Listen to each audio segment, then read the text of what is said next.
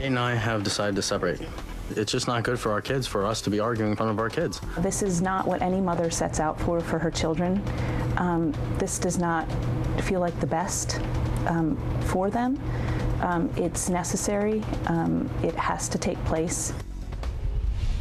Time to make rounds when mommy and daddy go their separate ways, what it really means for the children. Well, joining me in the studio, Ali Mandel, who is a child psychologist, and Rachel Sussman, a therapist for couples and families.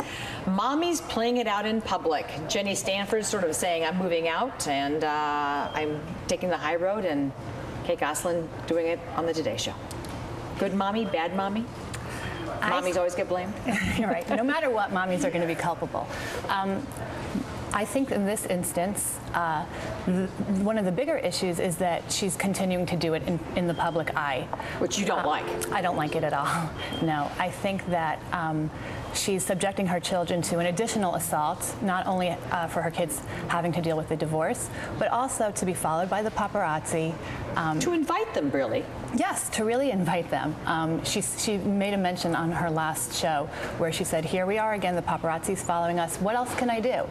What she can do is she can pull her show off the air, and she can let her family deal with this in private. Rachel, you're nodding in affirmation. Yeah, I agree with Ali. I think, divorce and separation is very painful for children and families, and, there's no benefit for the children to having this kind of thing played out in the public eye. Is there ever a benefit, though, to separate, to say this is lousy, and assuming that your kids can see through a malicious relationship? I actually do think there can be a benefit for separating. I would say many years ago when I became a therapist, the feeling in the field was that to try to keep a marriage together at all costs, and separation was definitely the first step towards divorce. After practicing for many years and working with hundreds of couples, I don't necessarily agree with that anymore. I think sometimes the separation could be a beneficial thing, and I think for some couples it's really a sign that there's a crisis, and a crisis needs to be addressed, and if handled properly and done the right way, sometimes a separation can be the catalyst that rejoins a marriage. We've seen a lot of high-profile problems recently, and I always go back to former Governor Spitzer and his wife standing diligently by his side.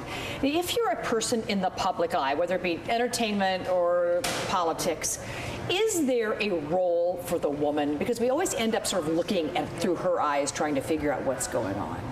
I think when you're the wife of a politician, you are signing on for a certain life. Of course, you're not signing on for a life that might include infidelity, but you're signing on to be a supportive character in a play.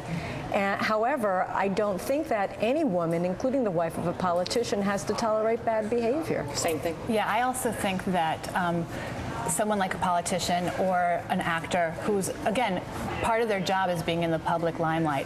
It's going to come with the territory. It's a very different situation with the Gosselins, who are doing this in their own sort of way and don't necessarily contribute anything to the greater social good by keeping culture. Yeah. Yes, by keeping their show on TV.